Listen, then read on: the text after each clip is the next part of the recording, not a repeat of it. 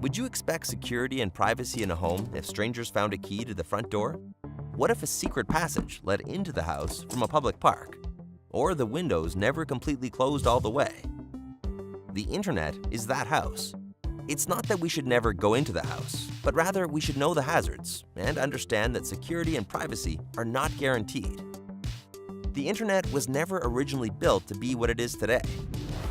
It started off as a way for supercomputers to talk to each other, back when computers took up entire rooms and were so expensive only universities, big businesses, and governments had them. Once two computers started sharing data back and forth, a network was formed.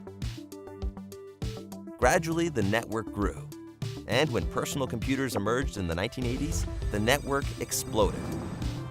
The internet allowed people to not only talk to each other, but read news, shop, play games, and exchange money. Soon, even businesses were being completely run on the internet. Even now, things like fuel stations, refineries, and autonomous systems are all connected to the internet. But the ease and convenience of all those devices talking to each other can come at a price: security. Because of the interconnectedness, a single virus can potentially impact our business by providing access to our data or giving a hacker control over our business systems. Not everyone is who he or she says they are online. And if it's too good to be true, it probably is. Criminals can even steal another's identity by guessing, cracking, or extracting a password, giving them access to all sorts of personal or sensitive data. Unprotected physical assets are also targets for criminals who want to access our data. Information can easily end up in the wrong hands through an overheard conversation or a careless message on social media. Vulnerabilities such as these will never completely go away because they're built into the internet's very architecture.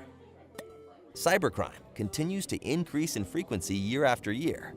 It affects you at home, at work, and everywhere you go, eroding our competitive advantage along with our safety and our privacy.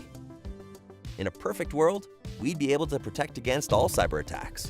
But in order to do that, we'd have to create a very impractical system.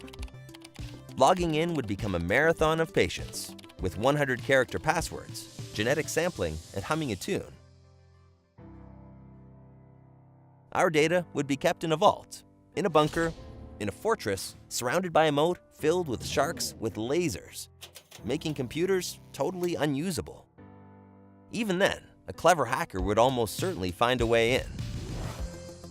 But it's not all bad news. Suncor is doing a lot of things to help protect us, and there are some simple things you can do to protect yourself and our company. Use social media responsibly. Protect your physical assets.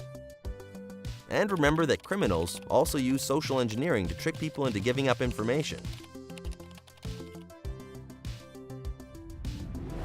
The house that is the internet may be flawed and sometimes appear to be built on shaky ground, but it's also a house full of innovation and opportunities that we all live in. It's up to all of us to make it safer. Being alert and aware is important, but the most effective thing you can do is to let someone know when something doesn't appear right. Suncor security teams are here to help you.